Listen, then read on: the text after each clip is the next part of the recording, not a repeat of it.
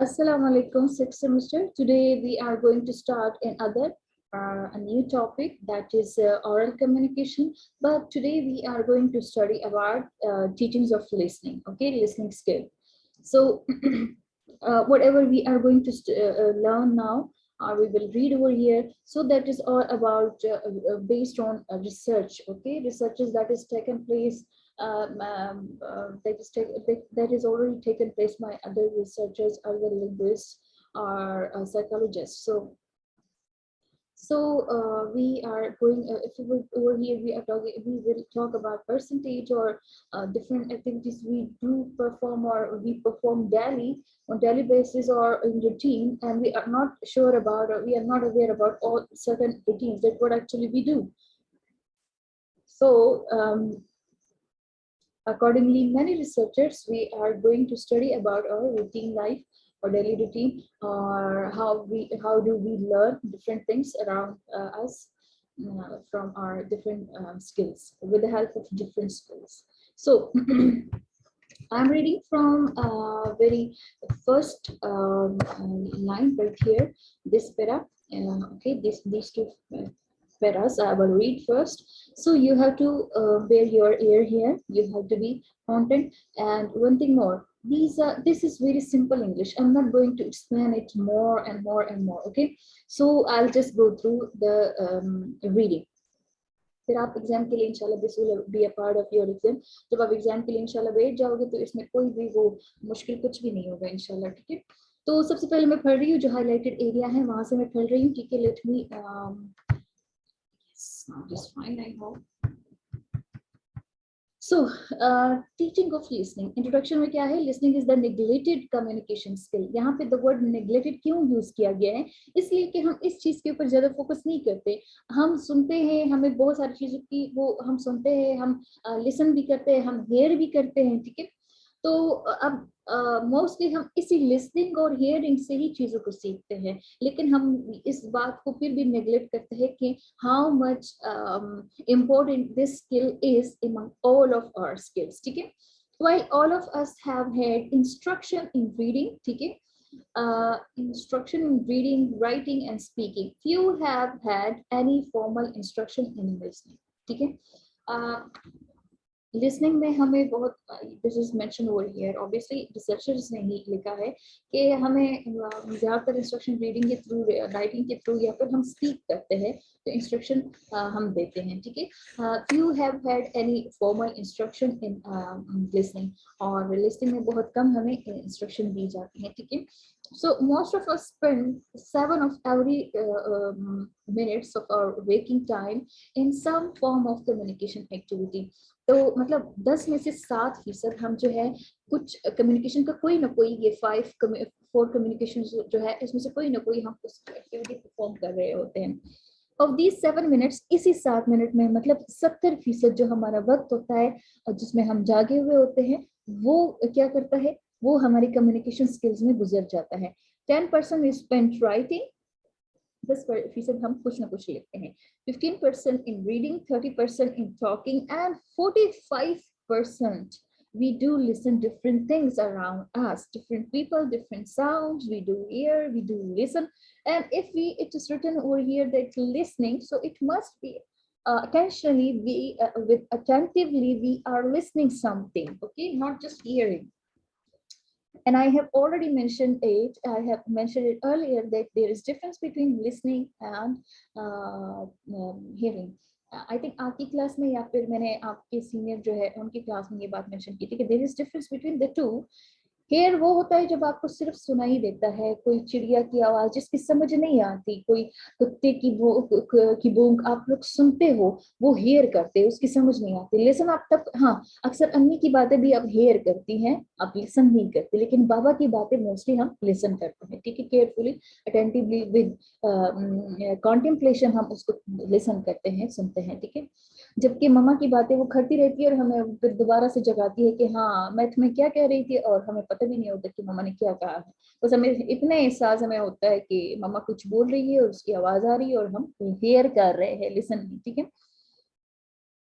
अच्छा, think of it, ये बात सोचने की है, जरा सोचिए, या ये बात सोचने वाली है कि हाफ ऑफ द क्या है, we spend nearly half of our communication time listening. अपने 70% में हम अगर 45% सुनते हैं, the rest we do right. तो अब आप खुद अंदाजा लगा ले कि मतलब कौन सा वाला जो स्किल है वो सबसे ज्यादा इम्पोर्टेंट हो सकता है। But few of us make any real effort to be better listeners. हम में से लिसनर्स बहुत कम होते हैं, अच्छे लिसनर्स, गुड लिसनर्स जो होते हैं बहुत कम वो सुनने वाले होते हैं, बहुत कम वो सुनते हैं बातों को, वो सुन के समझते हैं। ठीक है, अगर हम बेस्ट लिसनर होते तो हमारी जिंदगी में इतने इश्यूज, इतने प्रॉब्लम्स कभी भी ना आते, लेकिन हम बेस्ट लिसनर्स है ही नहीं। ठीक है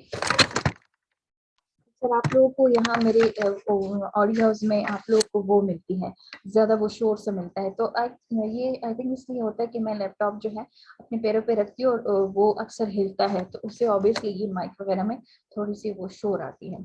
मैं जब दोबारा अपने ऑडियोज को, क्योंकि आवाज तो अच्छी से रिकॉर्डिंग हुई है ना, उसको सुनती हूँ वीडियोस को, तो फिर मतलब आखिर तक की वीडियो मैं ऐसे ऐसे मूव करके ना, फास्ट मूव देख के मैं उसे वो करती हूँ, लिसन करती हूँ, तो मुझे अंदाजा हो जाता है कि कहीं से शोर आता है।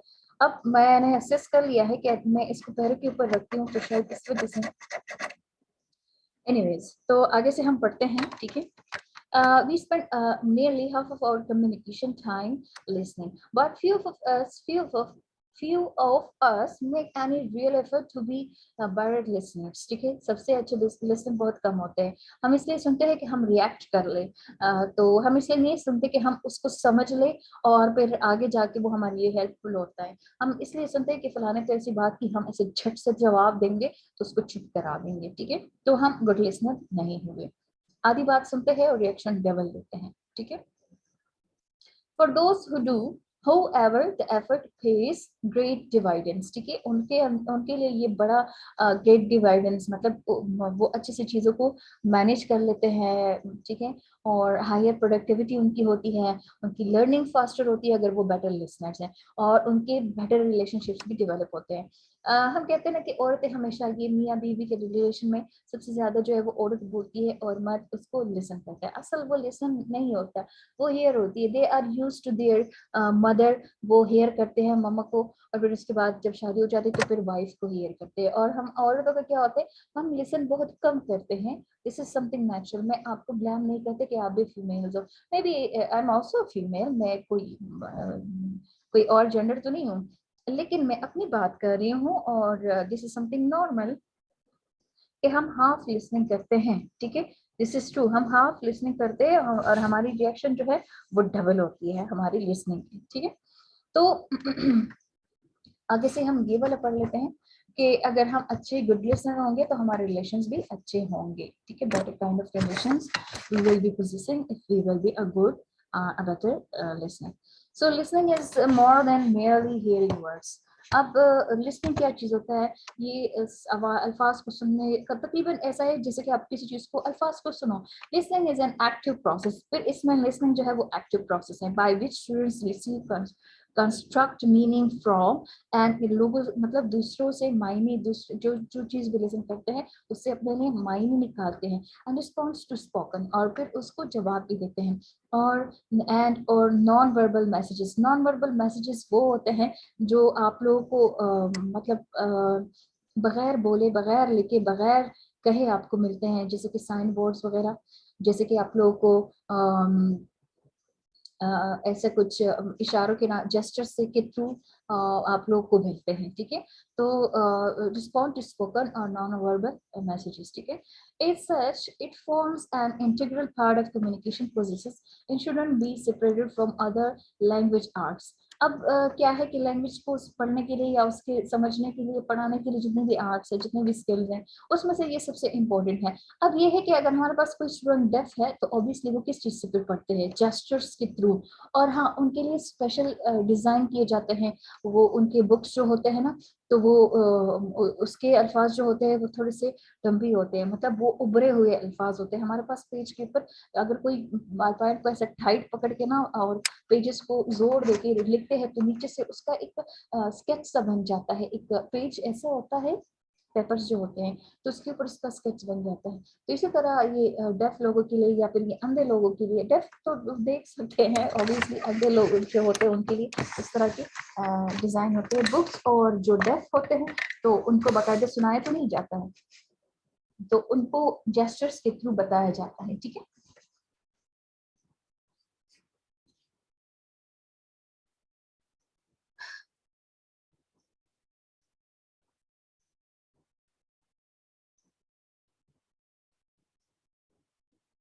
As such, it forms an integral part of communication process and should not be separated from the other language arts.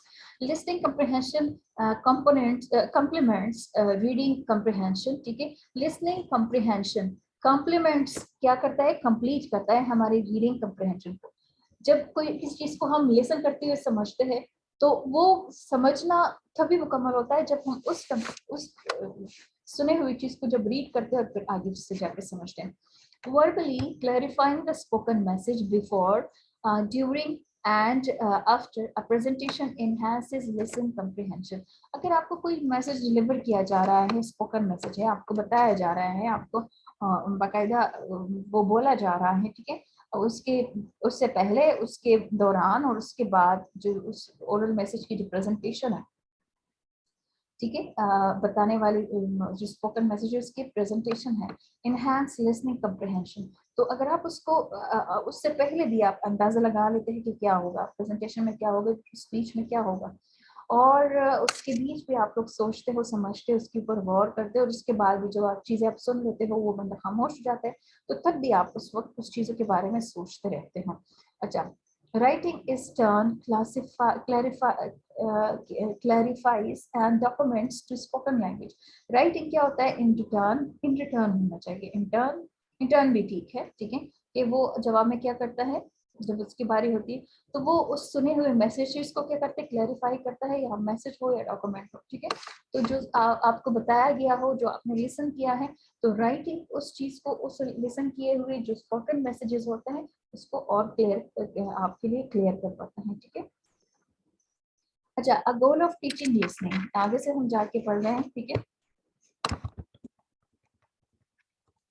ये वाला पढ़ रहे हैं। गोल ऑफ टीचिंग लिसनिंग, कि कैसे आप लोग दूसरों को पढ़ाओ, कि आप लोग लिसनिंग कैसे करोगे, ठीक है, अच्छी गुड लिसनर्स कैसे बनोगे। तो अ teachers we want to produce students, as teachers we want to produce students who, even if they do not have complete control of the grammar or an extensive lexicon words formation, ठीक है, lexicon words formation, can find or can find or can find for, अब ये spelling error है, themselves in communication situation। अगर हम ऐसे students चाहते हैं कि फ्रेंड भी ठीक है, यहाँ पे अगर हम इसको देख लें, ठीक है, तो वो भी ठीक आ रहा है, फाइंड कैन फाइंड और themselves हमारे लिए एक किस्म का मतलब रुकावट, बैरियर बन जाता है, ये भी ठीक, फन भी ठीक आता है, मैंने पूरा नहीं किया था। अच्छा, can find themselves in communication नहीं, वो भी ठीक है, यस, लेकिन फिर आगे से मतलब चेंज हो जाएगा। अच्छा, एक टीचर के लिए अगर हम चाहते हैं कि वो हमारे पास ऐसे स्टूडेंट्स प्रोड्यूस कर ले कि वो सिर्फ कंप्लीट कंट्रोल ग्रामर के ऊपर ना हो, कि उनकी जो वर्ड्स फॉर्मेशन है, मतलब लाइक उनके जो टेंसेस है, उनके जो स्पेलिंग है, उनके जो मतलब प्लूरल और कहाँ पर उन्होंने किस वाले वर्ड को पुट करना है, और इसके अलावा एक्सटेंसिव लेक्सिकॉन, ऐसे वर्ड्स जो जिसको आप मतलब वर्ड्स मीनिंग फॉर्मेशन हो, ठीक है, वर्ड्स फॉर्मेशन हो, और उस वर्ड के साथ जैसे कि आप इंटेंशन, हम कहते हैं इंटेंडेड, तो ये अगर इंटेंशन कर ले, इंटेंशनली कर ले, तो हर एक चीज का एक अलग अलग मतलब है, तो ये एक्सटेंसिव लेक्सिकॉन है। एक इंटेंड वर्ड जो है, intend, he was intended, he did intentionally, I wasn't having any intentions, ठीक है। तो ये सब डिफरेंट वर्ड्स है। एक्सटेंसिव लेक्सिकॉन हमारे पास डिफरेंट वर्ड्स फॉर्मेशन हो जाती है, उसको एक्सटेंड करो तो उसके मायने भी अलग हो जाती है। So can fend for themselves in communication situation, ये चीजें अक्सर हमारे पास, ठीक है, who even if they do not have, अगर उनके पास कंप्लीट वो नहीं है, ग्रामर के ऊपर कंट्रोल नहीं है, या फिर उनको एक्सटेंसिव, अगर हम नेशन से नेशनैलिटी बना रहे तो उनको मतलब फिर नहीं आ जाएगा, ठीक है। तो can fend for themselves in communication situation, ये चीज फिर हमारे लिए थोड़ा सा मतलब एक किस्म का बैरियर हो सकता है कम्युनिकेशन के लिए, कि अगर किसी बंदे को ग्रामर नहीं आ रही है और आप उनको बता रहे हो कि आई गॉट टू स्कूल, तो अब गॉड का क्या, मैंने स्कूल को हासिल किया, गॉड का मतलब है इन एडवांस इंग्लिश कि मैं स्कूल गया, ठीक है। लेकिन उनको तो सिर्फ ये याद होता है, क्योंकि उनके पास उनका कॉम्पिटेंसी नहीं होती ग्रामर के ऊपर, उनको एक्सटेंसिव लेक्सिकॉन्स का नहीं पता होता है, सिंटैक्स स्ट्रक्चर का नहीं पता है, वर्ब्स फॉर्मेशन का नहीं पता है होता है, ठीक है। तो फिर क्या करते हैं वो, उनको सही, उनकी कम्युनिकेशन भी, there will be a lot of barriers, find का मतलब है बैरियर्स, ठीक है, obstacles. In the case of listening, this means producing students who can use listening strategy to maximize their comprehension of oral input, identify relevant and non-relevant information and tolerate less than word by word comprehension।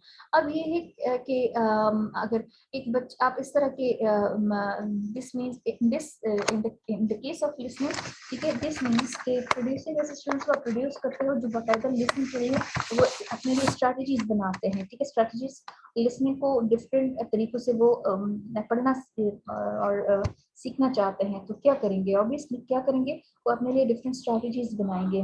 फिर क्या होता है, उनकी comprehension हो जाती है oral, मतलब वो ओरल का ये मतलब है जब वो कोई बात स्पीक करते हैं तो उन्होंने ऑलरेडी उसकी प्रोनाउंसिएशन, उसका मतलब, उसको किस कॉन्टेक्स्ट में एक वर्ड को यूज करना चाहिए, ये उन्होंने लिसनिंग के थ्रू समझा हुआ होता है।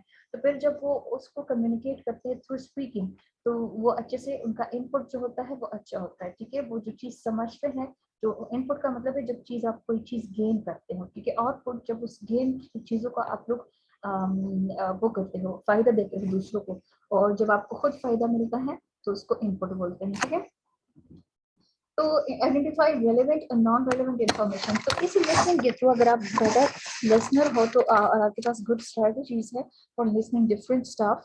तो क्या होगा कि आप लोग रेलेवेंट या फिर नॉन रेलेवेंट इंफॉर्मेशन जो होती है, और इसके साथ साथ वो समझ जाओगे, उसमें आप पहचान कर सकोगे। And tolerate listen word by word comprehension, और ये जो वर्ड बाय वर्ड आप लोग को समझाया जाता है ना, तो इस चीज को आप टॉलरेट करोगे, आप लोग मतलब आप में इतनी हिम्मत होगी कि आप लोग इस तरह एक सेंटेंस को आप अगर समझाओ तो एकदम से आपको उसकी आसानी होगी, समझ आ जाएगी। तो फिर एक बंदे पहले से आपको एक सेंटेंस की एक दफा बोलने से ही समझ आ जाती है, लेकिन उसको अगर वर्ड बाय वर्ड समझाया जाए तो वो आपके लिए थोड़ा सा बोरिंग हो जाता है, लेकिन फिर भी आप इस चीज को टॉलरेट कर सकेंगे, आप लोग इस चीज को समझ सकेंगे, समझ जाते होंगे, ठीक है। द नेचर ऑफ लिसनिंग को आप पढ़ते हैं, ठीक है।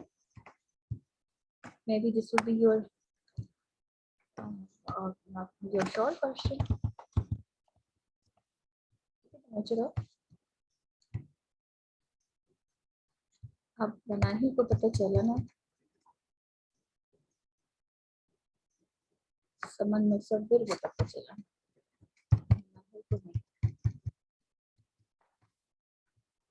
ये हाँ, ठीक है। हम ये हाईलाइटेड एरिया से मैं पढ़ रही हूँ, रीडिंग कर रही हूँ। द नेचर ऑफ लिसनिंग, अच्छा, लिसनिंग टेक्स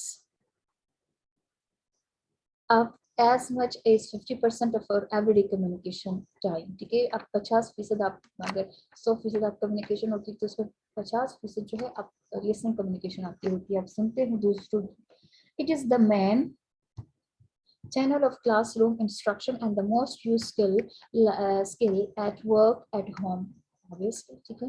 क्लासरूम में तो ये होता है, इंस्ट्रक्शन का मीन्स यही लिसनिंग होता है, और इसके अलावा अगर आप कहीं जॉब कर रहे हो या कोई भी काम कर रहे हो या घर पे हो तो आपके ये जो लैंग्वेज स्किल है ये आप इसमें ये जरूर परफॉर्म करोगे। Many learners want to develop effective listening comprehension because it is crucial, it is very important to their academic, professional and personal success। ये listening power आप जितने better, जितने good listener होंगे इतनी ही आप ज़्यादा successful होंगे।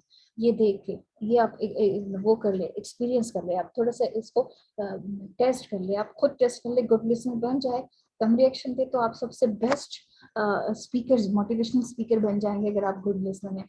When we teach listening, we consider what the object of our instruction is. पहले तो हम ये सोचते हैं कि हमें इंस्ट्रक्शन, हम ये चीज जो लिसन कर रहे हैं, जो भी बातें हम लिसन कर रहे हैं, इस इंस्ट्रक्शन का सब्जेक्ट क्या है, किस ऑब्जेक्ट के ऊपर ये इंस्ट्रक्शन दी जा रही है, ठीक है, इसके ऑब्जेक्टिव्स क्या है,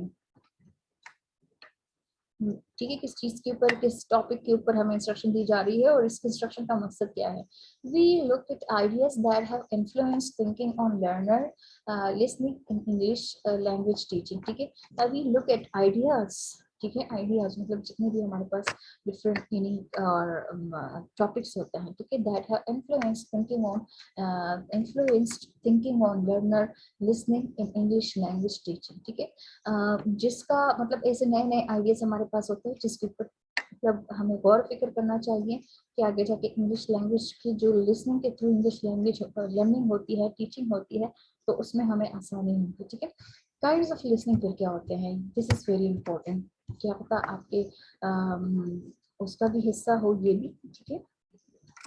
The kinds of listening में है, teachers can help students become effective listeners by making them aware of the different kinds of listening, the different purposes for listening and the qualities of good listeners. अच्छा, ये Baldwin and Coakley 1992 identify 4 kinds of listening, different kinds of listening वो करते हैं, ठीक है, कि क्या होता है, teacher can help students become effective listening by making them aware of the different kinds of listening. पहले तो आपको समझना चाहिए कि आप जो चीज लिसन कर रहे हो उस लिसनिंग का मकसद क्या है, किस लिए आप उसको लिसन कर रहे हो। अगर आप उसको लिसन कर लोगे, जो चीज आप इनपुट करोगे तो आप आउटपुट फिर क्या दोगे, और उस इनपुट का क्या मकसद है, क्या ऑब्जेक्टिव है, आप क्यों एक चीज को लिसन कर रहे हैं, क्या वो एक इंफॉर्मेशन है, क्या आप आगे जाके आप उसको एवेलुएट करोगे, या फिर आप सॉन्ग सुन रहे हो, या फिर आप किसी की ऐसी बात सुनते हो जिससे आप लोग थोड़े से इमोशनल हो जाते हो और फिर उनकी हेल्प करने के लिए दौड़ पड़ते हो। तो ये डिफरेंट हमारे पास पहले सबसे पहला है कम्प्रिहेंसिव लिसनिंग, इंफॉर्मेशनल लिसनिंग, जैसे कि स्टूडेंट्स क्लास के अंदर करते हैं, listen student listen for the content of the message.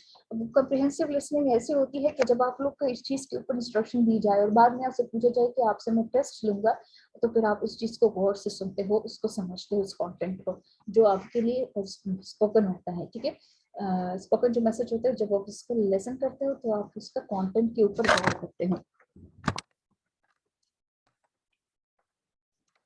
जब मैं ऐसे खुद से बोलती हूँ ना घंटों, मुझे फिर नींद आ जाती है और लैपटॉप आगे होता है, बस मुझे बहुत ज्यादा आई फील ड्राउजी। फिर क्रिटिकल हमारे पास है, क्रिटिकल एवेल्युएशन वाली लिसनिंग जो है, क्रिटिकल लिसनिंग जो है, तो उसमें हम एवेल्युएशन करते हैं, क्या करते हैं, स्टूडेंट जज करता है मैसेज को, जिससे कि आप लोग को मोस्टली ऐसे कहा जाता है कि यू शुड डू इट, ठीक है, और फिर आगे से आप इंडेक्स से होते हो। तो यहाँ पे आप अपने उस वाली लिसनिंग लिसन मैसेज पे या वो जो स्पोकन मैसेज है उसके ऊपर आप गौर करते हो कि ये बंदा, जैसे कि आपको अम्मी दूर से कोई इंस्ट्रक्शन देती है तो आप उसके ऊपर गौर करते हो कि ये अम्मी ने कहा है, मैं करूँ या ना करूँ, तो उसको आप जज करते हो, एवल्युएशन करते हो कि अम्मी ने तो कहा है लेकिन मेरा मन नहीं करा, मैं ड्रामा मूवी वॉच करी, फोन को यूज करी, मुझे आटा नहीं गूंदना चाहिए, ठीक है, आई शुडंट नीड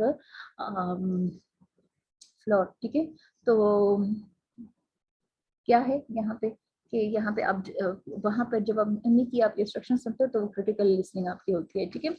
तो फिर है अप्रिशिएटिव, जिसको हम एस्थेटिक लिसनिंग कहते हैं, स्टूडेंट लिसन फॉर एंजॉयमेंट, जैसे कि सॉन्ग्स का, ठीक है, या फिर आप जोक्स वगैरह सुनते हो। अच्छा, थेरोपैथिक वो लिसनिंग वो होती है थेरापेटिक, ठीक है, थेरापेटिक वो होती है जिसमें आप लोग किसी के साथ अपनी एम्पैथीज को शो करते हो, उनको फील करते हो, जब आप उनको लिसन करते हो तो उनके दर्द को आप भी महसूस करते हो, आप उनके लिए एम्पैथेटिक बन जाते हो, आप एम्पैथाइज करते हो। एम्पैथाइज का मतलब है जब when one put their self in others shoes, ठीक है।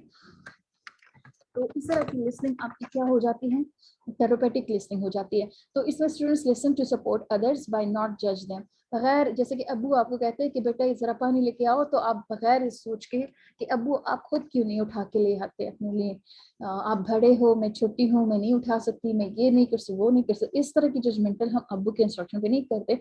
और जैसे ही अब्बू पानी का कहते हैं या उनके अक्सर बगैर पूछे, बगैर उनके कहे, हम जाके उनको पानी पिलाते हैं, ठीक है। तो इस तरह के अगर हमें कोई इंस्ट्रक्शन मिलते हैं या हमें कोई स्पोकन मैसेज मिलता है तो हम उसके लिए थेरेपेटिक नहीं होते। अच्छा, फिर है traditionally Secondary schools have concentrated on the comprehensive and critical kinds of listening. ये जो secondary school होते हैं 9th and first year, इसमें सबसे ज्यादा focus comprehensive, मतलब comprehensive listening वो होती है जिसमें आप लोगों ने उसका content का message समझना होता है, या फिर critical kinds of listening कि आप लोग उसको आगे जाके इस message को आप कैसे deal करोगे, तो इस तरह के messages आपको मिलते हैं, क्योंकि ये वो stages होते हैं ये secondary school वाले 9th and first year second year कि जो आगे जाके आपकी पर्सनालिटी को मोल्ड करेंगे, ठीक है। अभी पर्सनालिटी के अंदर वो जो ऐसे जर्म्स को बनाएंगे, ऐसे जर्म्स को छोड़ के जाएंगे जो आपके बाकी लाइफ का वो कंप्लीटली हिस्सा होगा। उससे पहले आप छोटे होते हैं, उसके बाद फिर आप जवान होते हो। ये वो सेकेंडरी स्कूल का वो लेवल जो होता है, ये वो लेवल होता है जो आपकी जवानी को मोल्ड करता है, आपकी मेच्योरिटी को फिर आगे जाके मोल्ड करता है, ठीक है। अच्छा, teachers need to provide experiences in all 4 kinds, ठीक है। अब टीचर्स को क्या चाहिए कि वो ऐसे सारे बच्चों को इन सारे 4 स्किल्स में एक्सपीरियंस प्रोवाइड कर ले, मतलब स्टूडेंट्स को प्रैक्टिस करवाएं। For example listening to literature read, ठीक है, literature read, listening to radio plays, watching films, develop appreciative in addition to comprehensive and critical listening. When students provide supportive communication in collaborative groups, they are promoting therapeutic listening, ठीक है। अब क्या होता है, when students provide supportive communication in collaborative groups, ऐसे groups की अगर इसमें कोई हेल्प के लिए कहे तो आप जल्दी से बेचैन होकर उनकी हेल्प की तरफ दौड़ो, तो इसमें क्या होता है कि आप लोग उनको एम्पैथाइज करते हो और फिर आगे जाके अपनी रिएक्शन भी शो करते हो। For example the listening behaviour can show understanding, acceptance and trust, all of which facilitate communication, ठीक है। ये वो चीजें हैं जब आपको इस तरह की थेरेपेटिक लिसनिंग में आप लोग करते हो कि आप अंडरस्टैंड करते हो, दूसरों को एम्पैथाइज करते हो कि हाँ ऐसा भी हो सकता है, उनके दर्द को, उनकी तकलीफ को महसूस करना चाहते हो इस तरह की लिसनिंग में, और फिर उसको एक्सेप्ट भी, रियलाइज भी करते हो और आप उनके ऊपर यकीन भी करते हो, ठीक है। और फिर आप उनको जाके हेल्प आउट भी करते हो। Students benefit from exposure to all 4 types of listening, जितने भी ये 4 टाइप्स है लिसनिंग के, ठीक है। तो अच्छा, यहाँ पे 4 काइंड्स ऑफ कम्युनिकेशन का नहीं है, लिसनिंग का है, ठीक है। ये 4 काइंड्स है, 1 2 3 4, हाँ जी 4 काइंड्स है। ये 4 काइंड्स ऑफ कम्युनिकेशन नहीं है, 4 काइंड्स ऑफ लिसनिंग है, ठीक है। यहाँ पे जो लिखा गया है, तो listening is a general pleasure in, अच्छा, तो स्टूडेंट्स तभी इन सारे 4 काइंड से वो फायदा हासिल करेंगे जब वो इन सारे 4 different types of kinds of listening को वो एक्सपीरियंस कर ले, उसका प्रैक्टिस उसके ऊपर कर ले। Listening is a general purpose in which in most learning situation, ये एक आम सा हमारा एक मकसद होता है टू बी इफेक्टिव लिसनर। अगर आप लोग गुड लिसनर बनना चाहते हैं, however students need a more specific focus than just attending to what is said. तो अगर आप वाकई में गुड या बेटर लिसनर बनना चाहते हैं तो आप लोग जरूर उस चीज के ऊपर गौर फिक्र करें जो आप लोग सुनते हो, उसको एक कान से सुन के दूसरे कान से ना निकालें, उसके ऊपर गौर फिक्र करें, तभी आप इस काबिल होगे कि नेक्स्ट टाइम कोई आपको कोई और मैसेज देगा तो आप उसको भी अटेंटिवली लिसन करोगे। See the following chart which contrast effective and ineffective listening habits. Chart के अंदर तो कुछ नहीं है, ऐसा है, लेकिन एक्चुअली ये मैंने चार्ट हटा दिया है। चलिए ठीक है, इसको मैं हटा देती हूँ, आप भी अपने नोट से फिर इसको हटाए, इस वाले लाइंस को, ठीक है। इसमें हमारे पास कोई वो मैंने चार्ट हटा दिया है और आगे से मैंने सिंपल क्वेश्चंस डाल दिए हैं, तो अब चार्ट की कोई जरूरत नहीं रही। पर्पस फॉर लिसनिंग, ठीक है। Listening requires conscious mental effort, specific purpose and specific purpose. तो ये वही बात है कि आपके लिसनिंग का कोई मकसद हो, जब आप किसी कोई भी बात सुनते हो, ये लिसनिंग का क्यों अंडरलाइन किया है, I am not getting it.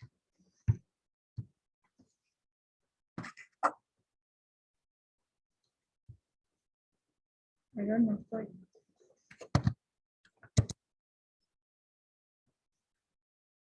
Requires conscious का ये मतलब है जब आप गौर से एक चीज को अपने शऊर से सुनते हो, उसको आप अपने शऊर को आप जगा के सुनते हो। कोई भी बात आप सुनो, उसमें आप गौर फिक्र करो, उस पर आप उसका एनालिसिस कर लो, उस पर सोच विचार कर लो, कंप्लीटली कॉन्टेम्पलेशन कर लो कि आप क्या मैसेज सुन रहे हो। अपने कॉन्शियस मेंटल एफर्ट्स उसके ऊपर सोच विचार करो, उसको कॉग्निटिवली थिंक कर लो, कॉग्निटिवली इमेजिन कर लो, उसके वर्कआउट कर लो कॉग्निटिवली, ठीक है। स्पेसिफिक पर्पस, जब आप कोई चीज को सुनते हो, यही मकसद होता है हमारा कि हमारा कोई मकसद होता है। बस सुनने का मकसद क्या होता है कि जब भी हम कोई चीज सुनते हैं तो वहाँ पर हमारा कोई खास मकसद होता है, कोई ना कोई मकसद होता है, तो हम लिसन करने बैठ जाते हैं। The purpose for listening relate two types of listening. सबसे पहले तो आप लोगों ने मकसद इसलिए जानना होता है कि आप लोग उसका मतलब पहले तो टाइप किस तरह की लिसनिंग है। थेरेपेटिक लिसनिंग है, किसी का दर्द बढ़ना चाहते हो, और फिर किसी वो दूसरी वाली है जो जिसमें कंप्रिहेंसिव तो नहीं है, कौन सी वाली है, अप्रिशिएटिव। आप सॉन्ग सुन रहे हो, लिरिक्स पढ़ रहे हो, या फिर आप किसी की पोइट्री पढ़ रहे हो, या किसी की पढ़ी हुई पोइट्री को आप सुन रहे हो, ठीक है। तो वो आप इसलिए कि आप उसको एंजॉय कर ले, उसके जो उसमें रिपीटिशन हो रही है, हम काफी अल्फाज की, ठीक है, सेम वर्ड्स की रिपीटिशन, वो जो उसका लिरिकल स्ट्रक्चर है उसको आप इंजॉय कर रहे हो, तो वो आपका मकसद है कि आप इंजॉय कर लो। फिर क्रिटिकल है कि आप उसको बाकायदा जजमेंटल के थ्रू कि ये उसने गलत कहा या ठीक कहा, आपको एनालाइज करते हो, उसको जज करते हो। और उससे पहले हमारे पास है कि जब हम लिसनिंग किस लिए करते हैं, कंप्रिहेंशन के लिए, समझने के लिए, कि हम किसी चीज को समझ ले, ठीक है। तो are you listening to receive information, तो इसमें कंप्रिहेंसिव आता है, comprehensive listening.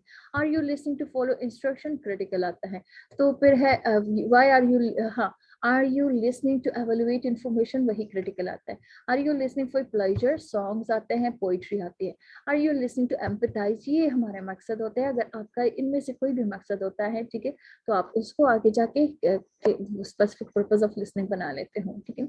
Listening comprehension skills और एनाबलिंग स्किल्स।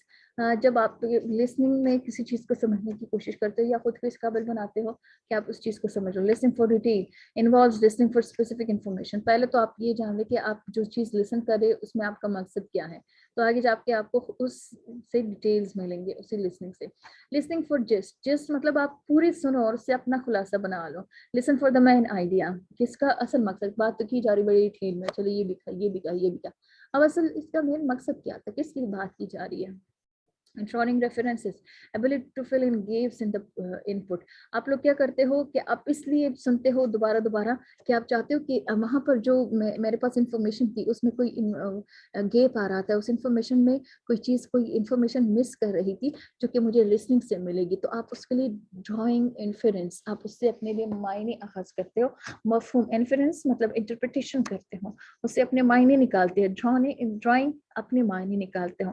तो आपके पास ऑलरेडी इंफॉर्मेशन है, लेकिन इंफॉर्मेशन में जैसे कि हमें भी पता है कि इस्लाम के 5 रुकन है, लेकिन अब कौन कौन से हैं, एक तो ये रहा, एक तो ये रहा, चले मैं इस फलां मौलवी साहब की ये स्पीच सुनती हूँ, शायद इसमें मुझे मिले। तो यहाँ पे आपके पास ये जो गेप्स आ रहे थे इस्लाम के मुख्तलिफ 5 रुकन में से एक कोई आपको भूल रहे थे, जैसे कि रोजा, नमाज, हज, ज़कात। रोजा, नमाज, हज, ज़कात और कलमा तैयबा, सबसे पहले कलमा तैयबा है, ठीक है, 5 रुकन में से। तो अब इसमें अगर कोई भूल रहे हो तो वो आपका गैप आ रहा है इन्फॉर्मेशन में, उसको फिल करने के लिए आप लोग ड्रॉइंग इन्फरेंस कर रहे हो, सुन रहे हो, ठीक है, for that purpose. Listening selectively, listen only to specific parts of the input. फिर आप लोग क्या करते हो कि स्टार्ट और मिड का तो मुझे पता है, लेकिन कंक्लूजन में क्या हो जाता है, तो आप सीधा वहीं पे पहुंचते हो और आपका मकसद ये होता है, या फिर स्टार्ट और मिड में आप इतनी वो फोकस नहीं करते, लेकिन फिर consciously start thinking about the end of that very story or that very message. Making predictions, ability to anticipate before and during listening what one is going to hear, ठीक है। जब आप लोग ऐसा कुछ सुनते हो कि जिसमें आप लोग के आगे से ये बंदा तो ये कहने वाला है क्योंकि इसने बात ऐसी की है, तो यहाँ पे आप लोग क्या कर रहे हो, इसलिए आप सुन रहे हो कि आप लोग प्रोडिक्शंस कर सको कि फलाने तो ये बात की, तो इसके आगे वाला, आगे से बंदा जो है वो ये रिएक्शन करने वाला है, आप प्रिडिक्ट करते हो क्योंकि आपने सुनी कुछ ऐसी बातें हैं, and that is based on different circumstances, कि आगे से आप वो सर्कमस्टेंसेस भी उससे अंदाजा लगा सकते हो कि आपने जो मैसेज पहले से सुना हुआ है, ठीक है। मैं थोड़ा सा ब्रेक लेना है, ठीक है।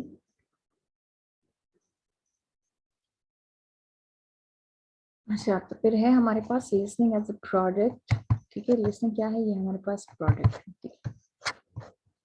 अब प्रोडक्ट किस तरह है, हमें इससे हम इसको रिसीव करते हैं, ये प्रोडक्ट है, ठीक है। यहाँ से हम पढ़ते हैं, it shows what listeners do in order to, product इसलिए कि हम जो करते हैं हमारे पास आता है, in order to demonstrate their understanding. जब आप कोई चीज अच्छे से समझ हो, जैसे कि आपको कोई कहते हैं stop it whenever you are listening in the washroom, और बाहर से आपको कोई आवाज देता है कि stop it singing in the washroom, तो आप रिएक्शन पर आगे जाके शो करते हो, या तो स्टॉप हो जाते हो या फिर वायलेंट रिएक्शन और भी तेज आवाज में सिंगिंग स्टार्ट कर लेते हो, क्योंकि आपने किसी की कमांड सुनती। It is described in terms of outcomes which are stated either verbally or non-verbally, ठीक है।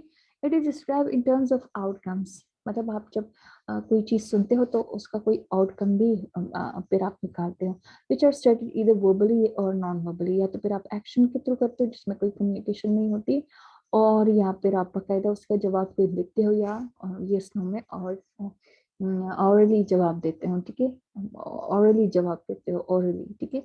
तो examples of listening outcomes, follow instruction में क्या होता है, organize and classify information, take effective notes, take dictation, transfer information into graphic forms, construct original text, make appropriate oral response. ये वो सारे आउटकम्स हैं जब आप कोई भी चीज़ लिसन करते हो तो आपको क्या मिलता है, उस इंस्ट्रक्शन को फॉलो करते हो, फिर आपके पास जो इन्फॉर्मेशन होती है उसके ऑर्गेनाइज और फिर उसकी क्लासिफिकेशन करते हो, फिर उसका एक इफेक्टिव नोट बनाते हो, ठीक है।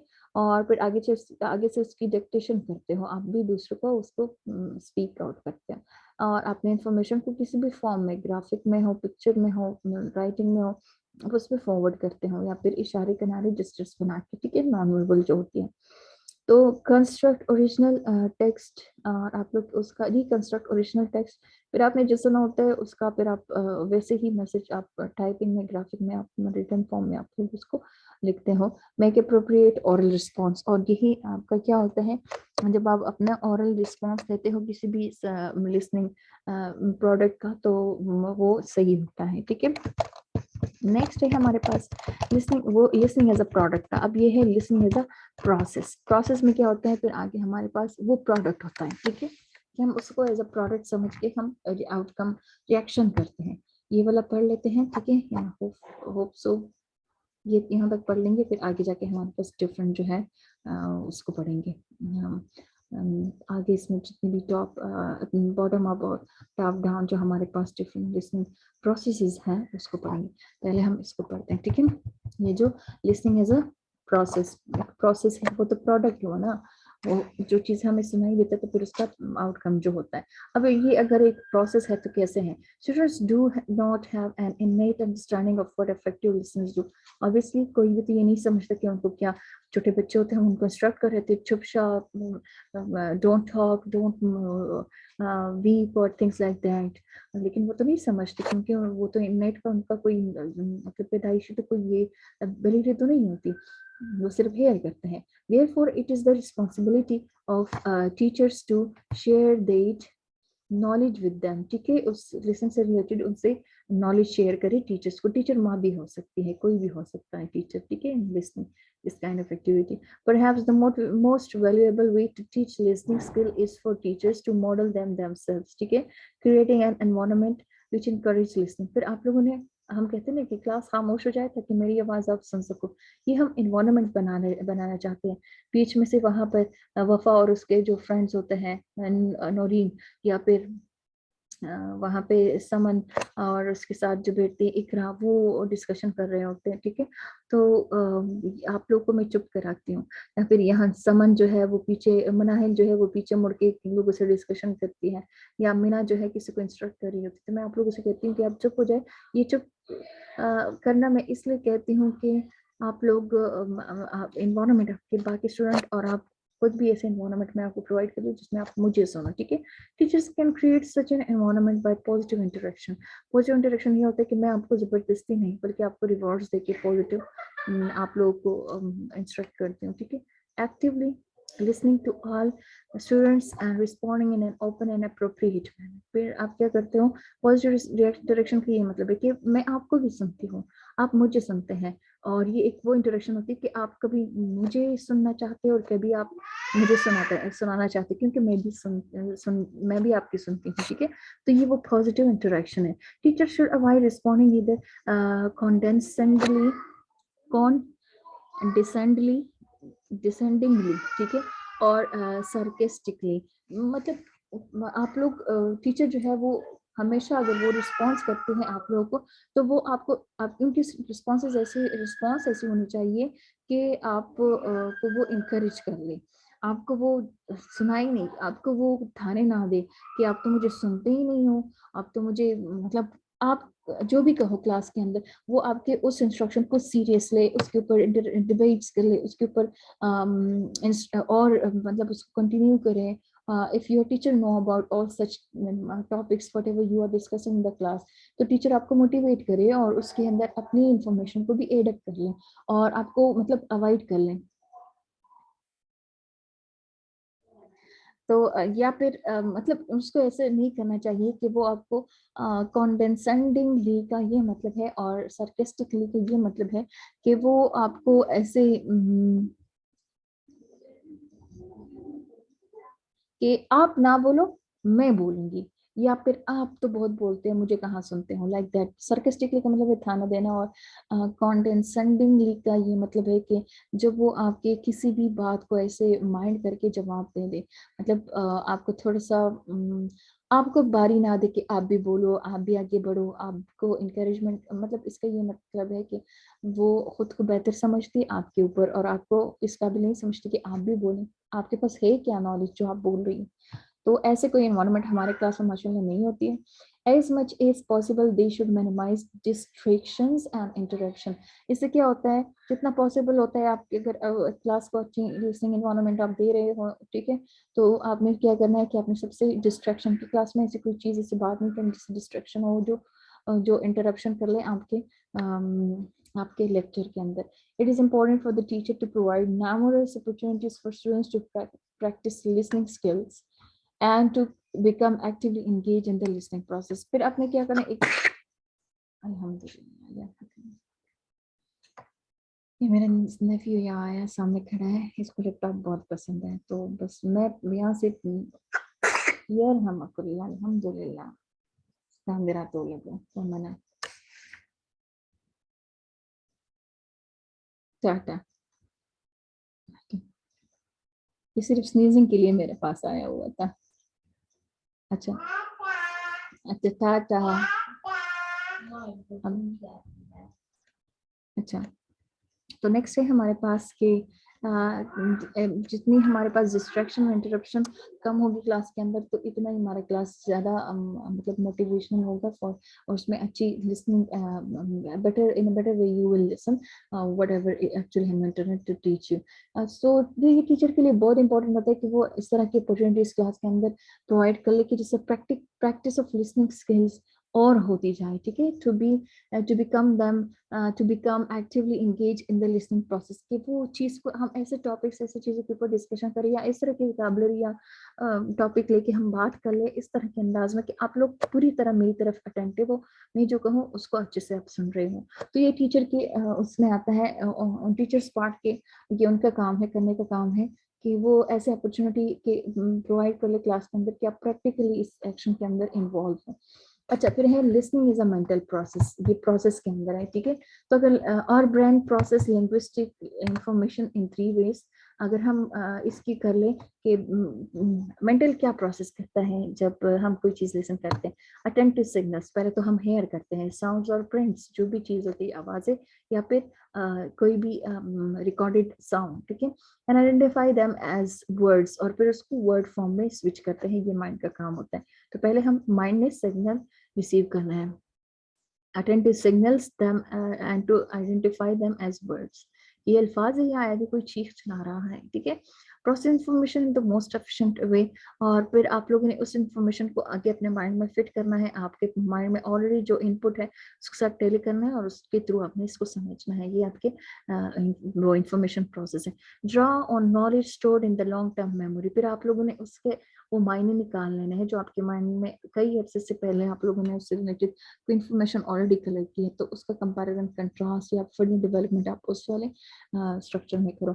अच्छा, फिर एंडरसन प्रपोज अ 3 फेज लैंग्वेज कंप्रिहेंशन मॉडल, ये एंडरसन ने किया था, ठीक है, और ये हमारे पास है कि वो क्या है, उन्होंने क्या कहा है, यहाँ पे हम पढ़ते हैं.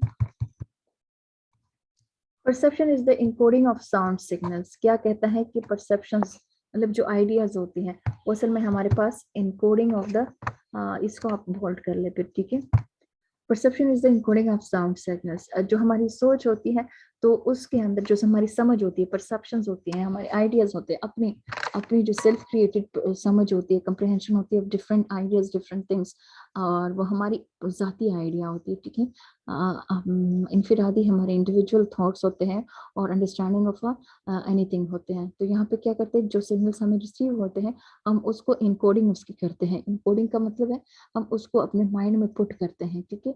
Perception is the encoding of sound signal. जितने भी हमारे माइंड में जितने भी सिग्नल्स किसी चीज से रिलेटेड बनते हैं, तो क्या होता है, ये एक्चुअली हमने बाहर से उन सारे सिग्नल्स को रिसीव किए होते हैं, अंदर वो एक इनपुट की सूरत में सेव होते हैं। अच्छा, parsing is the process by which an utterance is segmented according to the parsing तो नहीं होना चाहिए, phrasing होना चाहिए, according to the syntactic structures or meaning cues to create a mental representation of the combined meaning of the words, ठीक है। जैसे parsing कहते भी है to analyze something, parsing phrasing नहीं होना चाहिए, yes, हाँ, तो analyze होना चाहिए, analyzing। अच्छा, parsing का मतलब है analyzing is the process by which an utterance is segmented according to syntactic structure.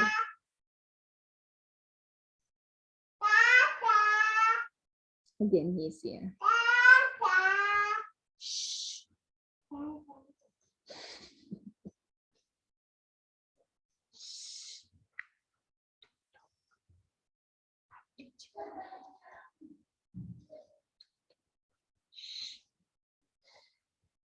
He is not silent.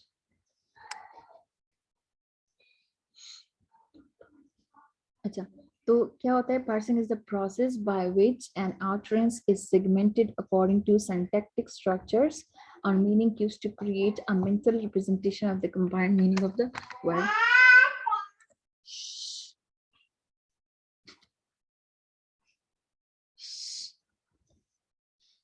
तो एनालिसिस का जो प्रोसेस होता है,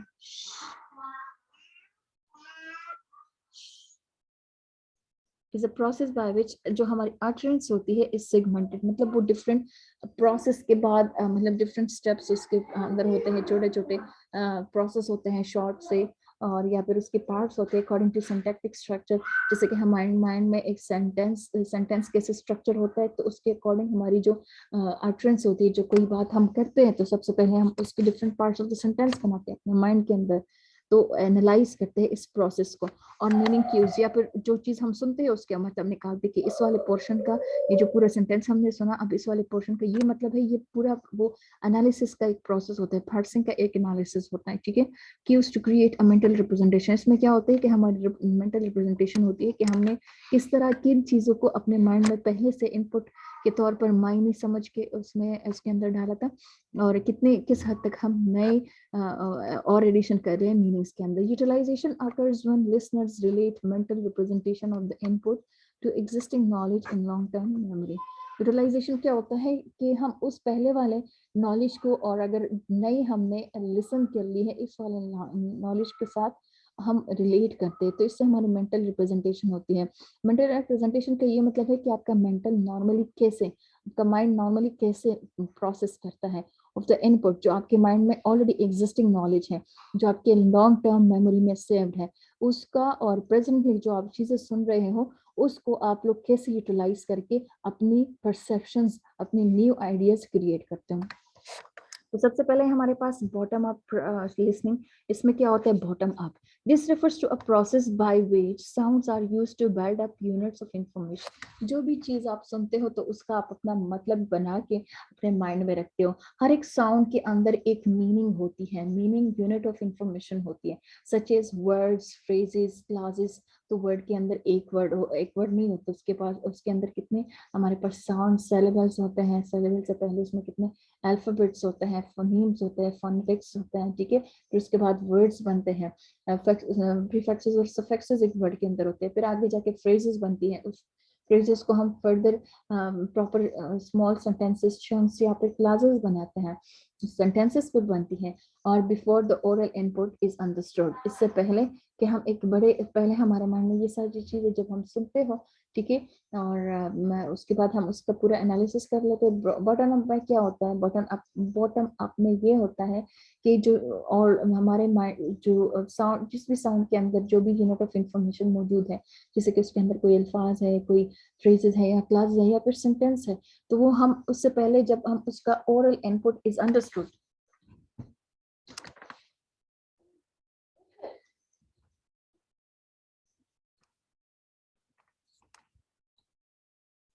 ठीक है, जो हमारे माइंड के अंदर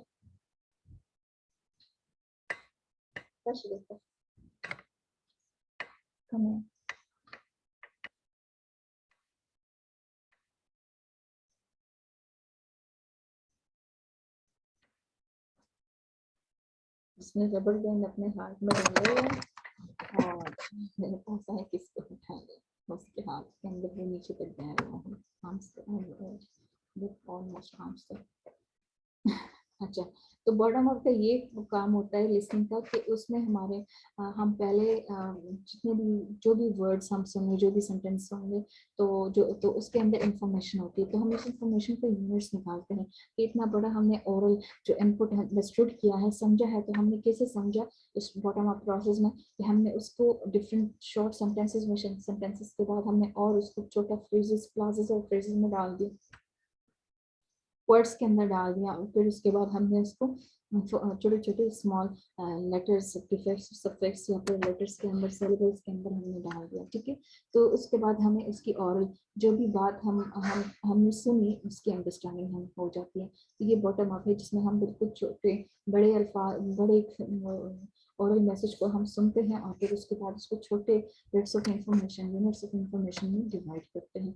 तो ये वो बॉटम अप प्रोसेस में होता है। अच्छा, टॉप डाउन प्रोसेस में क्या होता है, बॉटम अप मतलब में बिल्कुल नीचे से आप लोग ऊपर जाते, छोटे छोटे बिट से आप लोग अपने उस पूरे ओरल इनपुट को अंडरस्टैंड करते हैं, ठीक है, जो आपके माइंड में ऑलरेडी एग्जिस्ट करते हैं, वो इन्फॉर्मेशन यूटिलाइज करते हैं।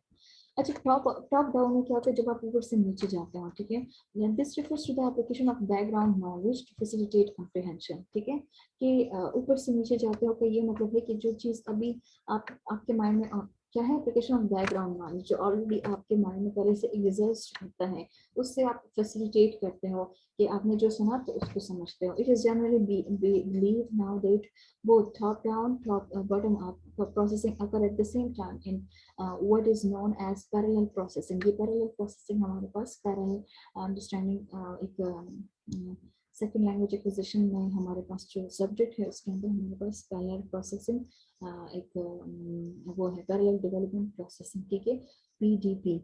ये एक उसका बिल्कुल एक मॉडल है जिसपे तो हम सेकंड लैंग्वेज को एक्वायर करते हैं। तो ये दोनों process at the same time होते हैं।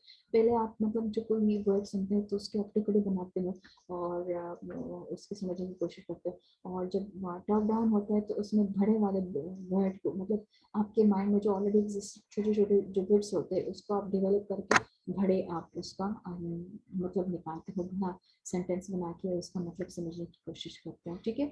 In some instances, one type of processing might take a precedence over the other, depending on the amount of practice an individual has had on a specific task।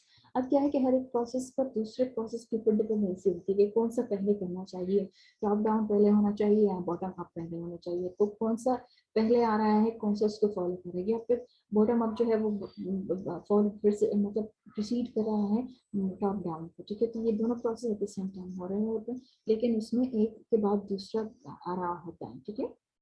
मतलब अगर एक हुआ तो दूसरा भी उसके हो जरूर होगा, अगर बॉटम अप हो तो टॉप डाउन भी होगा, टॉप डाउन हो तो बॉटम अप भी साथ में होगा, पैरेलल जा रहे होंगे, लेकिन पहले एक के होने के बाद दूसरे का होना जरूरी है। Factors that influence listening, learners listening, ठीक है।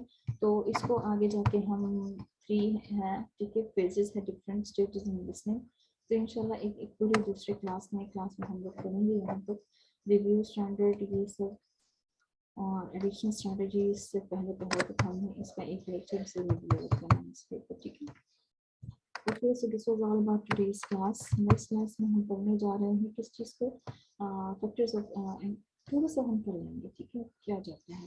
Factors that influence learners listening, तो 3 स्टेजेस में आते हैं। 3 sources of information are crucial to how language learners listen. एक लैंग्वेज को पढ़ने वाले लिसनिंग के थ्रू कैसे लैंग्वेज को पढ़ते हैं, तो लर्नर्स कैसे लिसनिंग के थ्रू इन्फ्लुएंस होते हैं। बैकग्राउंड नॉलेज, सबसे पहले तो स्कीमेटिक, मतलब स्कीमेटिक उसे कहते हैं जब आपके मेमोरी के जो स्मॉल यूनिट्स है स्केमा में आप लोगों के वो इंफॉर्मेशन, जैसे कि कुत्ते को इंग्लिश में डॉग बोलते हैं, तो ये एक डिक्शन आपके जहन में आ गया और इसको आपने अपने स्केमा में in the form of unit, in the form of input unit आपने इसको फिक्स कर लिया, तो ये आपका बैकग्राउंड नॉलेज बना। अब आप कहीं पे जाओ, कोई भी कहे कि डॉग, तो आपके जहन में आपके स्केमा से वो यूनिट मिलेगा आपको, ये तो डॉग तो कुत्ते को बोलते हैं। तो इस तरह ये बैकग्राउंड नॉलेज होती है, स्कीमेटिक्स को हम बोलते हैं। नॉलेज ऑफ द सिचुएशन और कोटेक्स्ट। कोटेक्स्ट में ये मतलब है कि सिचुएशन, कि अगर डॉग का वर्ड, हम सपोज डॉग का वर्ड यूज हुआ है तो हम कहते हैं कि डॉग तो डॉग। कॉन्टेक्चुअल का ये मतलब है कि बाकायदा एक साउंड वर्ड है तो किस कॉन्टेक्स्ट में साउंड का इस्तेमाल हुआ है, is it really use for the utterance of something or noise created by something, sound उस वाले साउंड का नाम है, या किस कॉन्टेक्स्ट में साउंड क्लियर एज एडजेक्टिव इसको यूज किया गया है, मतलब it is clear, crystal clear, clear, totally clear. Sound clear का ये मतलब है, हाँ, एज एन एडजेक्टिव कॉन्टेक्स्ट में, किस कॉन्टेक्स्ट में, एडजेक्टिव के कॉन्टेक्स्ट में साउंड इस OUND वर्ड का यूज हुआ है। तो जब आपके पास नॉलेज हो इससे रिलेटेड के, देखिए अब ये वर्ड आया हुआ है प्रेजेंट, तो ये हाजिर के लिए नहीं है, ये प्रेजेंट है। वो प्रेजेंट जो हम कहते हैं ना, प्रेजेंट गिफ्ट वाला है। तो कॉन्टेक्स्ट को लेके आप समझते हो और इसी के थ्रू फिर आप लिसन करते हो, लिसनिंग ऑफ द लैंग्वेज करते हो। Knowledge of the language system, और फिर पता है कि लैंग्वेज का क्या सिस्टम है, पूरा सिंटैक्स स्ट्रक्चर, सिमियोटिक, लेक्सिकॉन्स, प्रैग्मेटिक्स, ये सब आप करते हो। तो वो तो आप लोगों ने पढ़े होते हैं, फिर मतलब आप लोगों ने समझे हुए होते हैं। तो जब आप लिसनिंग करते हो तो वो सारी चीज़ों को आप उसको सेपरेट करके समझने की कोशिश करते हो। ज़्यादा आगे बढ़े,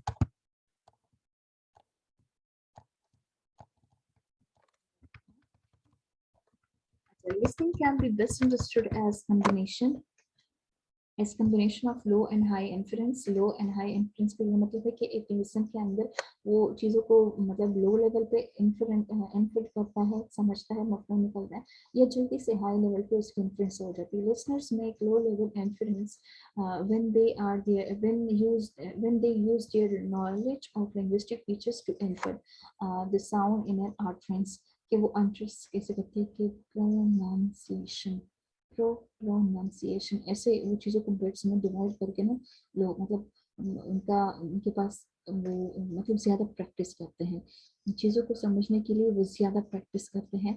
तो बिल्कुल स्टार्ट से, बिल्कुल लो लेवल से, बेसिक वर्ड से वो शुरू करते हैं, वहाँ से समझने की कोशिश करते हैं।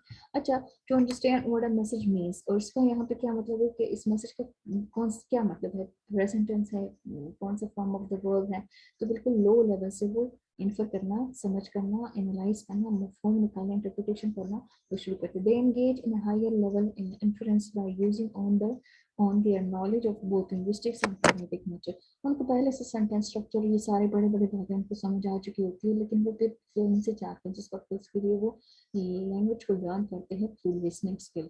तो यहाँ पे उनके पास लेवल थोड़ा हाई हो जाता है, वो लिंग्विस्टिक लेवल पर मेरे मतलब सॉरी मतलब ग्रामर से निकल के आगे बढ़ के लिंग्विस्टिक्स के जो हमारे पास जितने भी लिंग्विस्टिक्स के दूसरे फील्ड, जैसे कि फोनेटिक्स से, मॉर्फोलॉजी से, फोनोलॉजी से, सेमेंटिक्स से, सैंटिक्स से, वो दूसरे प्रैग्मेटिक्स के थ्रू वो दूसरे लैंग्वेज को लर्न करते हैं। Another cognitive representative on learner listening is the use of listening comprehension strategies, कि वो मुख्तलिफ लिसनिंग कैसे, क्या चीज़ किस तरह लिसन करवाई जाती है, स्लोली उनको कोई रिकॉर्डिंग सुनाई जाती है, टीचर उनको डिक्टेशन कराना चाहते हैं, बच्चे उनको पढ़े बात उनसे करते हैं, या फिर ऐसे रियल एनवायरनमेंट में उनको उनके साथ कन्वर्सेशन की जाती है, जिसमें उनको लिसनिंग स्किल के थ्रू लैंग्वेज सिखाई जाती है। These are the mental mechanism used to process and manage information। अब ये जो प्रोसेस है इसमें क्या होता है, another cognitive perspective on learner listening कि वो अपने वहाँ पे अपने कॉग्निशन का यूज़ करते हैं, जो उनकी मेंटल मैकेनिज्म है, जितनी भी प्रोसेस है जो all related in their related to their cognition है, related to their thinking ability है, तो उसके थ्रू वो इंफॉर्मेशन को अपने लिए प्रोसेस और मैनेज करते हैं। इसके लिए हमारे पास 3 कैटेगरीज हैं, ठीक है, कॉग्निटिव है, मेटाकॉग्निटिव है, सोशल अफेक्टिव है, ठीक है। तो इसको हम अभी पढ़ लेते हैं, फिर उसके बाद इंशाल्लाह दूसरे हम उसके क्लास के अंदर दूसरे इंशाल्लाह क्लास के अंदर इसको कंटिन्यू करेंगे। कॉग्निटिव प्रोसेस में क्या करते हैं हम, प्रोसेस है, इंटरप्रेट करते हैं, स्टोर करते हैं, रिकॉल इंफॉर्मेशन करते हैं, ये हमारा कॉग्निटिव है। कॉग्निटिव होता है थिंकिंग एबिलिटी। थिंकिंग एबिलिटी में आप ये सारे जो स्टोर इंफॉर्मेशन है उसको उठाते हो, उसकी इंटरप्रिटेशन करते हो, पीछे से रिकॉल करते हैं इंफॉर्मेशन को। This involves strategies such as influencing and prediction, कि आप ये कहते हो कि अगर इस तरह पहले वक्त में हुआ था, जब मैंने ये नया ड्रिंक पढ़ा तो टीचर ने मुझे ये मैं ठीक है ये कहा था, तो इसका आगे शायद यही करेगी, तो ये प्रेडिक्शन है। इन्फ्लुएंसिंग, अगर मैं टीचर से कहूँ कि वे आई गो टू वॉशरूम, तो वो मुझे सिचुएशन को देंगे कि अभी तो टीचर बोर्ड पे लिख रही है, तो बाद में वो जल्दी मिटाएगी तो वो मुझे क्या कहेगी, मुझे नो कर सकते, तो ये कॉग्निशन से आप काम कर रहे हैं, पीछे का आप याद कर रहे हैं, पीछे के एक्सपीरियंसेस को, अपने इस करंट वोकैबुलरी को टीचर के रिस्पॉन्स को एक्टिवेट कर रहे हैं, समझ रहे हैं। मेटाकॉग्निटिव में क्या होता है, manage and facilitate mental process, cope with difficulties with during listening। अब आपको टीचर ने कहा कि नो यू डोंट गो, तो आप कैसे आप दोबारा से आंसर करोगे, तो यहाँ पे कोप विद द सिचुएशन, कैसे सिचुएशन को कोप करोगे, हैंडल करोगे, ठीक है, डील करोगे, कैसे सिचुएशन को निपटाओगे। अगर इसमें आपको डिफिकल्टी फेस आ रही है तो फिर आपने कहना है कि teacher I am really in need of attending washroom, I'm having a very serious kind of need to attend a washroom। Finally खुद के साथ कुछ किया। Examples of such strategies include comprehension, monitoring, and visualizing। आप लोग चीज़ों को visualise करते हो, माइंड में उसका फ्यूचर सोचते हो और फिर उसको बाकायदा मॉनिटर करते हो कि अगर मैंने ऐसे किया तो मुझे क्या जवाब मिलेगा, विजुअलाइज किया, मॉनिटर किया कि अगर मुझे ऐसे जवाब मिला तो मैं ऐसे आंसर करूंगा।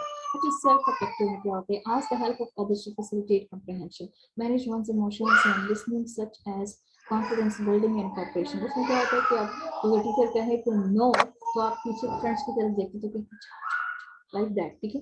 तो यहाँ पे आप सोशल अफेक्टिव का ये मतलब है कि अपनी सराउंडिंग से, अपनी सोसाइटी से आप लोग हेल्प लेते हैं for understanding, for building your confidence, for cooperation और for managing any difficult kind of situation. जैसे अगर कोई टीचर की आपको बात सुनाई ना दे कि टीचर कर लेती है तो आपको समझ नहीं आता, आपके फ्रेंड्स सामने सीट पे बैठे होते वो कहते कि हाँ, कहते कि हाँ जाओ, यस चीज यस, ठीक है। जब आपको समझ नहीं आती तो यहाँ पर अपनी सोशल इफेक्टिव को यूज करें, वहाँ से। So this was all about today's lecture. Next में हम strategies in listening lessons पढ़ेंगे इंशाल्लाह। See you guys in the next class.